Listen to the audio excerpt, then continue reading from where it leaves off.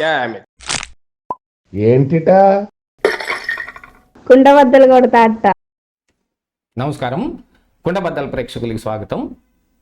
2024 సార్వత్రిక ఎన్నికల తరువాత కాస్తంత నరేంద్ర మోడీ కానీ అమిత్ షా కానీ ఊపిరి పీల్చుకుంటున్నారు అని అంటే అది ఇప్పుడేనన్నట్టుగా కనపడుతోంది. ఇక ఆ సందర్భంలో బీజేపీ తన అసలైన ఆటని మొదలు పెట్టబోతోంది. అమిత్ షా కూడా కొత్త రకమైన ప్లానింగ్ చేస్తూ ఉన్నాడు. నిన్న మరి మీడియా ముఖంగా కాకపోయినప్పటికీ ఇంటర్నల్గా జరిగిన కొన్ని మీటింగుల్లో ఆయన తన మనోగతాన్ని కానీ బీజేపీ ఇక మీదట ఆచరించబోయే ప్లాన్లు కానీ కొంత బయట పెట్టినట్టుగా కూడా సమాచారం అందుతోంది. ఇందులో అమిత్ షా ఇక ధైర్యంగా ఈ 3 సంవత్సరాలు మనం కొనసాగించవచ్చు అనేది ఆయన అభిప్రాయపడుతున్నాడు. దాంతోపాటుగా మిగతా ఇక ఏ రాష్ట్రంలోనూ కూటమితోటి మేము అధికారంలోకి రావడానికి ప్రయత్నం చెయ్యం, మేము సింగిల్గానే సింహం సింగిల్గానే వస్తుంది అన్నట్టు బీజేపీ కూడా సింగిల్గానే పోటీ చేస్తుంది అన్నట్టుగా కనపడుతున్నాయి. మరి ఉత్తరాది రాష్ట్రాల్లో ఈ పరిస్థితి ఎలాగుంది, దక్షిణాది రాష్ట్రాల్లో పరిస్థితి ఎలాగుంది అనేది వాళ్ళకి తెలియదు ఏం కాదు. కాకపోతే ఇస్ బార్ 400 పార్ అని 24 ఎన్నికల సమయంలో ఆర్భాటంగా మోడీ చెప్పినా అలాంటి పరిస్థితి లేదని వాళ్ళకి తెలుసు. కాబట్టే నితీష్ కుమార్ని కానీ చంద్రబాబు నాయుడు కానీ చెరువు పక్కన జేబులో పెట్టుకున్నట్టుగా కనపడతా ఉంది.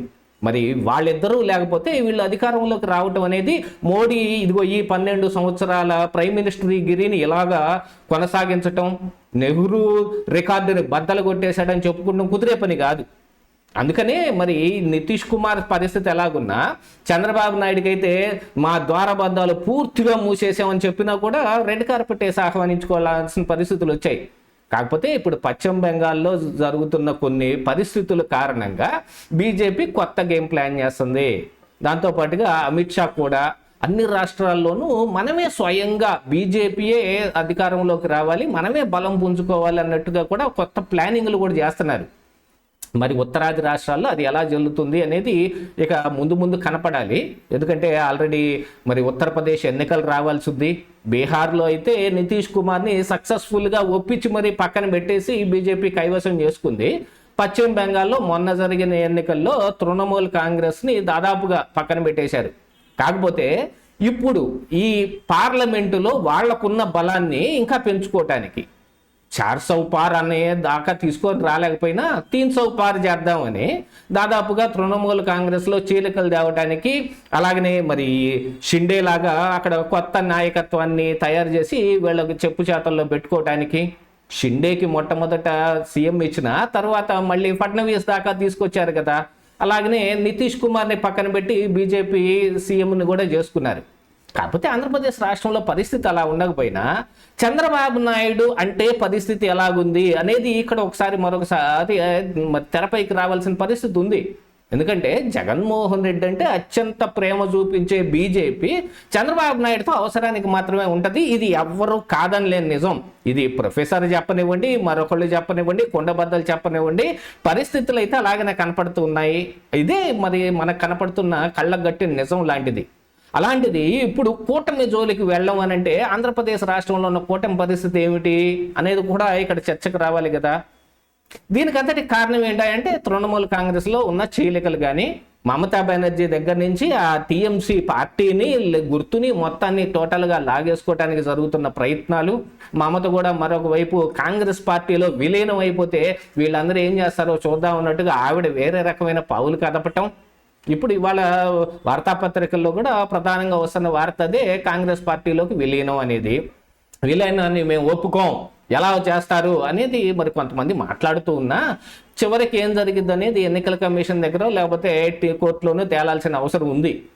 కానీ ఎంపీలు మాత్రం గంపగుత్తగా ఇటువైపుకి వచ్చేసేస్తే, ఎన్డీఏలో కలిసిపోతే తృణమూల్ కాంగ్రెస్ చీలిక వర్గాన్ని టీఎంసీని కట్టబెట్టేసి టీఎంసీ వచ్చి ఇప్పుడు ఎన్డీఏలో చేరిపోతే ఇటు చంద్రబాబు నాయుడు అటు నితీష్ కుమార్ రెడ్డి కూడా పక్కకు పోయాడు. కాబట్టి వాళ్ళయో బలం కొంచెం 300 దాటే పరిస్థితులు కనపడుతున్నాయి. ఒకవేళ చంద్రబాబు నాయుడే కాదనుకున్నప్పటికీ దాదాపుగా 20 మంది ఎంపీలను లాగేసే ప్రయత్నం మరి తృణమూల్ కాంగ్రెస్ దగ్గర నుంచి జరుగుతుంది. అలాంటి పరిస్థితుల్లో ఇప్పుడు చంద్రబాబు నాయుడు అవసరం ఎంత ఉంది? పవన్ కళ్యాణ్కి ఉన్న 2 ఏం చేస్తాడు, మరి ఎన్డీఏలో కలిసి ఉంటాడా, ఒకవేళ చంద్రబాబు నాయుడు బయటకు వస్తే ఆయనతో పాటు వచ్చేస్తాడా అనేది తెలియకపోయినా పవన్ కళ్యాణ్ అయితే ఒకటి ఖచ్చితంగా చెబుతున్నాడు, మేము కూటమితోటే ఉంటామని. కానీ మరొక పక్కన అమిత్ షా ఇక మీదట కూటములు ఉండవు, స్వయంగా మేమే చేస్తాం, మేమే పాల్గొంటాం అని. దీంతో పాటుగా ఇప్పుడు దక్షిణాది రాష్ట్రాలకు వచ్చేటప్పటికి కాంగ్రెస్ ప్రాబల్యం ఎక్కువగా కనపడుతుంది. మీరు చూసారంటే కేరళలో కావచ్చు, కర్ణాటకలో కావచ్చు, మరి ఈ తెలంగాణలో కావచ్చు స్వయంగా కాంగ్రెస్ పార్టీ అధికారంలో ఉంది. తమిళనాడులో అయితే కాంగ్రెస్ మాట జవదాటని టీవీకే పార్టీ చేతిలో ఇప్పుడు తమిళనాడు ఉంది. అంటే దాదాపుగా కాంగ్రెస్ పార్టీతో ఉన్నట్టే. అంటే దక్షిణాది రాష్ట్రాల్లో ఆంధ్రప్రదేశ్ రాష్ట్రం తప్ప మిగతావన్నీ కాంగ్రెస్గానే ఉన్నాయి. దాదాపుగా 130 ఎంపీ సీట్లు ఉన్నాయి ఇక్కడ. దానికి గాను రాహుల్ గాంధీ ఒక కొత్త ప్లాన్ చేస్తుంటే ఇప్పుడు వీళ్ళు ఈ రకమైన ప్లానింగ్లు మొదలు పెట్టారు. మరి అమిత్ షా కూడా చూస్తా ఊరుకునేవాడేం కాదు కదా. చంద్రబాబు నాయుడు ఏదన్నా చెబుతూ ఉంటే దాన్ని తీసుకున్నట్టుగానే కనపడతా ఉంటారు, కానీ వాళ్ళు చేయాల్సింది వాళ్ళే చేస్తారు. అయినా కానీ బీజేపీ తను సొంతగా రావడానికి ప్రయత్నం చేయొచ్చు, అందులో తప్పేం లేదు. ప్రతి రాష్ట్రంలోనూ వాళ్ళ అధికారమే ఉండాలి అనుకోవచ్చు. కానీ చంద్రబాబు నాయుడు లాంటి వాళ్ళని ఏం చేయదలుచుకున్నారు అనేది ఇక్కడ అసలైన పని. ఎందుకంటే 2014 ఎన్నికల తర్వాత చంద్రబాబు నాయుడు కలిసే ఉన్నప్పటికీ 2019 వరకు జగన్మోహన్ రెడ్డిని సపోర్ట్ చేస్తూ అధికారంలో ఉన్న వాళ్లతో ఎన్డీఏలో కలిసే ఉన్న చంద్రబాబు నాయుడు కిందే చాప కింద నీరులాగా వాళ్ళు విస్తరింపజేసి చంద్రబాబు నాయుడికి పురిపెట్టే ప్రయత్నం చేశారు. మరి ఆ కారణానికే కదా చంద్రబాబు బయటకు రావాల్సిన పరిస్థితులు వచ్చాయి ఎన్డీఏ నుంచి. లేకపోతే చంద్రబాబు నాయుడు ఎందుకు వస్తాడు? అలాంటిది ఇప్పుడు మళ్ళీ అదే పరిస్థితులు. అంటే ఈ 2 సంవత్సరాల పాటు ఆంధ్రప్రదేశ్ రాష్ట్రానికి ఏం వనకూరిందో, చంద్రబాబు నాయుడు సాధించుకొచ్చాడో అవన్నీ దాదాపుగా ఇక మీదట ఉండకపోయే పరిస్థితులు ఉన్నాయి. ఎందుకంటే అమరావతికి పూర్తిగా సహకరిస్తున్నట్టు కనపడుతున్నా మరొక వైపున ఆర్భాటంగా చెప్పుకున్న నరేంద్ర మోడీ చెప్పుకున్న డొలెరో సిటీని మాత్రం అడవి కాసిన వెన్నెలు చేసేశారు. అది ఎందుకు పనికిరాని విధంగా ఆడ తయారై కూర్చుంది. దానికి ధీటుగా ఉండే అమరావతి మాత్రం ఇప్పుడు ప్రబలంగా వెలుగుతుంటే వాళ్ళు చూస్తూ ఊరుకోగలుగుతారా? ఇంతే కాకుండా ఆంధ్రప్రదేశ్ రాష్ట్రంలో ఉన్న నాయకుల యొక్క పిలక వాళ్ళ చేతిలో ఉన్నంతకాలం వాళ్ళు ఆడిన డ్రామాలు విపరీతంగా ఆడొచ్చు.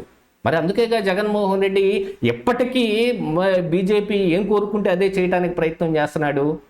దాదాపుగా మరి అమిత్ షా నోటి నుంచి వచ్చిన ఈ మాట ఏ రకంగా కనపడబోతోంది అనంటే ఒక రకంగా చంద్రబాబు నాయుడికే ఇబ్బందిలాగా ఉంది. కానీ ఇక్కడ మరొక అంశం ఇంకోటి కనపడుతుంది. ఏంటి అంటే మరి జగన్మోహన్ రెడ్డి కాదు అనుకుంటే లోకేష్ అన్నా మనం చెప్పు చేతల్లో ఉంచుకోవాల్సిన అవసరం ఉంది కదా అన్నట్టుగా లోకేష్కి ఎక్కువ ప్రాధాన్యత ఇవ్వటం మొదలుపెట్టారు. ఇప్పుడు టీడీపీ పార్టీ కూడా రానున్న కాలంలో లోకేష్ నేతృత్వంలోనే నడవాల్సిన పరిస్థితులు ఉన్నాయి కాబట్టి లోకేష్ని వాళ్ళు పెద్ద నాయకుడి కింద కట్టేసుకొని వాళ్ళ మంత్రాంగం మొత్తం లోకేష్తో చేసే ప్రయత్నాలు ఉన్నాయి. మరి లోకేష్ ఏమన్నా జగన్మోహన్ రెడ్డి నుంచి బీజేపీని దూరంగా తీసుకురాగలిగే పరిస్థితులు ఉన్నాయా లేవా అనేది కూడా ఒకసారి చూసుకోవాలి. చంద్రబాబు నాయుడు ఏం మంత్రాంగం అవలంబిస్తాడు ఇక నుంచి అనేది కనపడాల్సిన అవసరం కూడా ఉంది ఇక్కడ. బీజేపీ అయితే ఇక మీదట కూటమి లేదని కుండ బద్దలు కొట్టేస్తే చంద్రబాబు నాయుడు పరిస్థితి ఏమిటి అనేది మాత్రం ప్రశ్నార్థకంగా మారింది. ఇదే ఈరోజు కుండ బద్దలు.